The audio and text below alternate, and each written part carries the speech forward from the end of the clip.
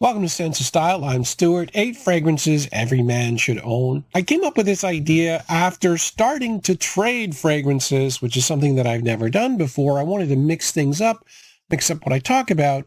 And I noticed that a lot of fragrances that I've had, especially early on, a lot of inexpensive fragrances that might be good but not great, they're impossible to trade. Like, you just can't get rid of them. You know, they're yours. They're part of the furniture. I have been able to trade, though, higher quality fragrances that are more expensive.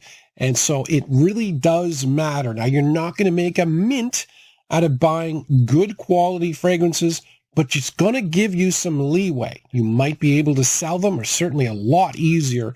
And you definitely can trade them. I know, because I've traded a couple and it's worked out quite well. Yeah, these are all fragrances that I highly recommend. They're all good investments. They're good fragrances. And yeah, you don't have to worry about trading these.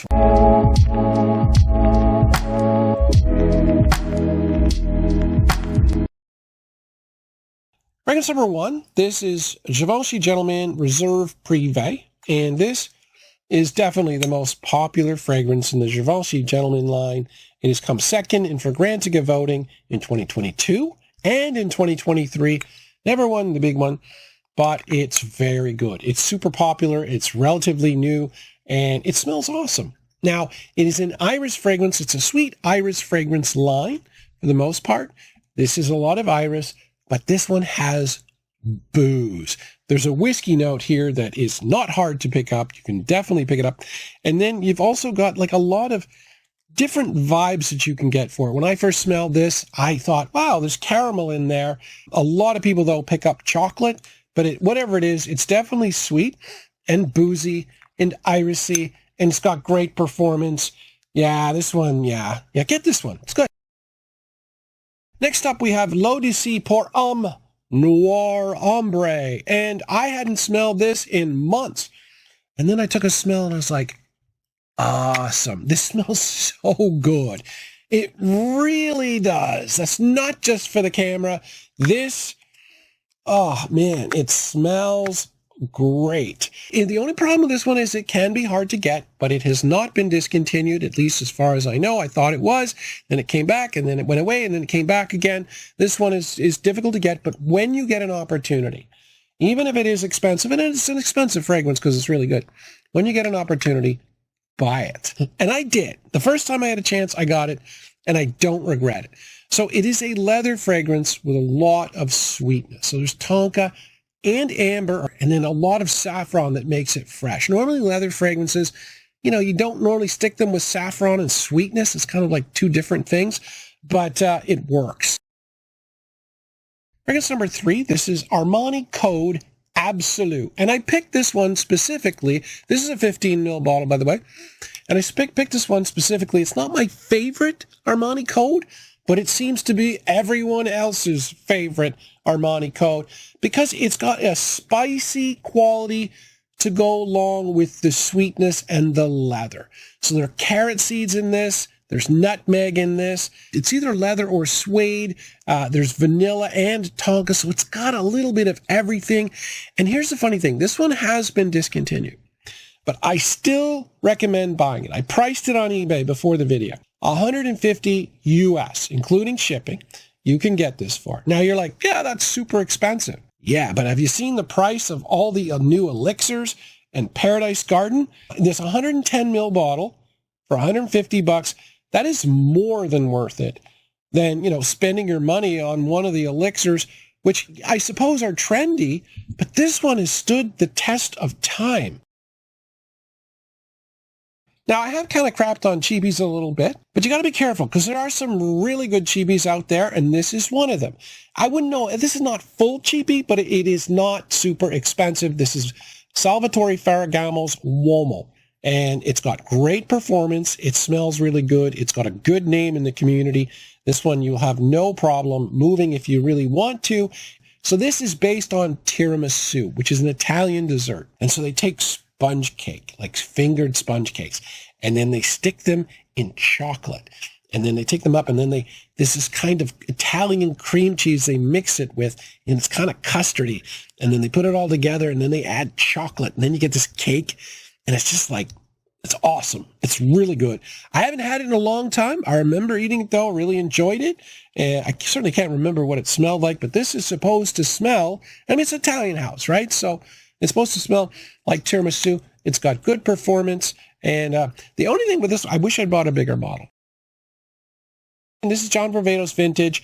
John Varvatos is my second favorite American fragrance house behind Tom Ford, but Tom Ford really is kind of niche. So you could say, in terms of like a classic designer house, it's my favorite. And it's fragrances like this that are the reason why. John Varvatos, they have a reputation of making not good performing fragrances. They don't perform well, right? This one gets 3.5 or 4 hours. But damn, they make so many original scents that smell really good.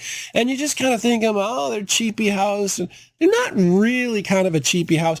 But this one is one of their creations that just is really nice. Now, it starts off with a rhubarb note, which comes off as kind of fruity.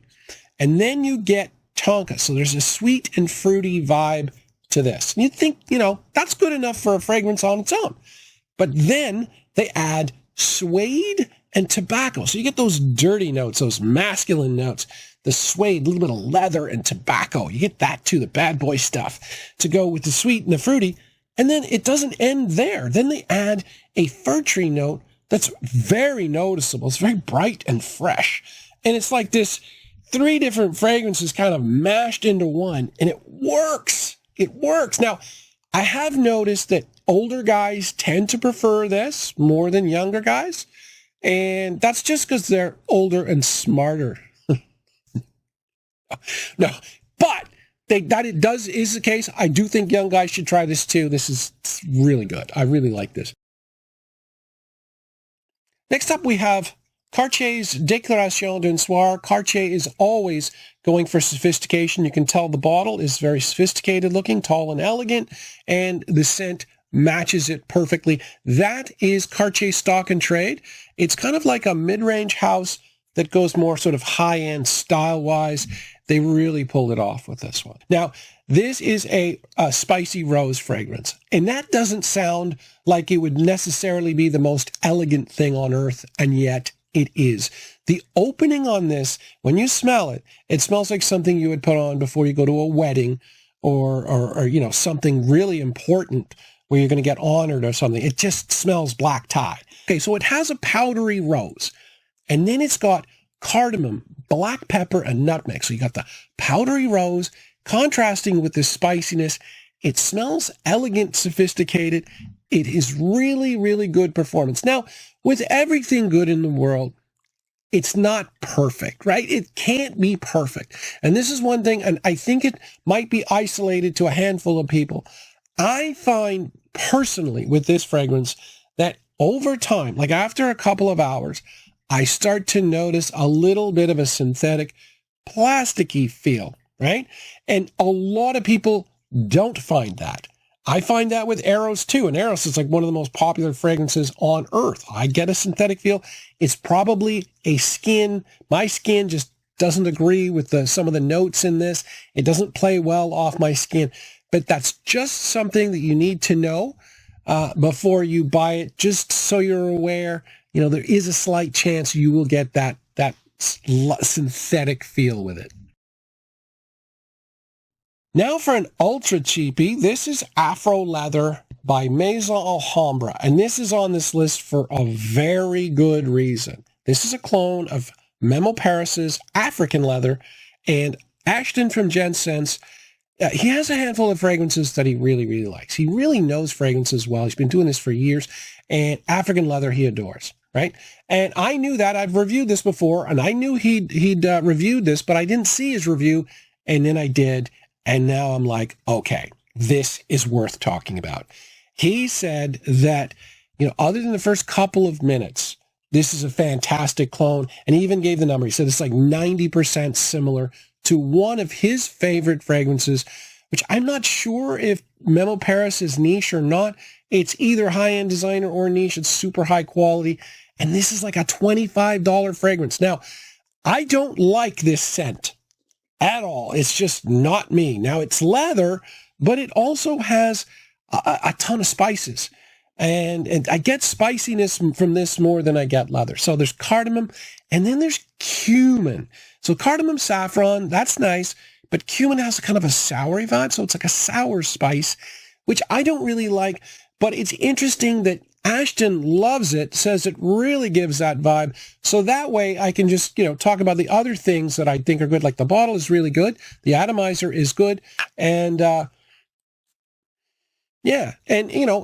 it is a long-lasting fragrance as well, so it's got really good performance. This is a very heavy cap. So everything about this is good, except I don't like it, and that's why I used Ashton's review for it. Next up, we have YSL L'Homme Le Parfum. Very, very underrated fragrance. However, there is a good reason it's underrated. So this is called a parfum. That's the name they gave it, a parfum.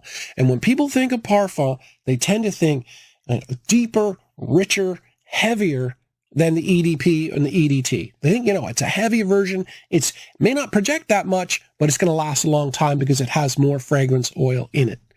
And yet, this is not like that at all. This is like a lighter, more herbal version of YSL EDP. So, it makes no sense. Now, that's only because, and I'm not saying that they don't have more fragrance oil in here, but this has some ozonic qualities with a lot of violet leaf, which are all quite light. So the feel is, even though there's a lot of juice in this, it feels lighter. But, oh my God, it smells great. Like if you like YSL EDP, you will love this. Now, I'm not sure the price of this one, and usually parfums are priced more. That could be another factor in its lack of popularity. I prefer this, and I really like YSL EDP. I prefer this to it because of the fresh aspect to it.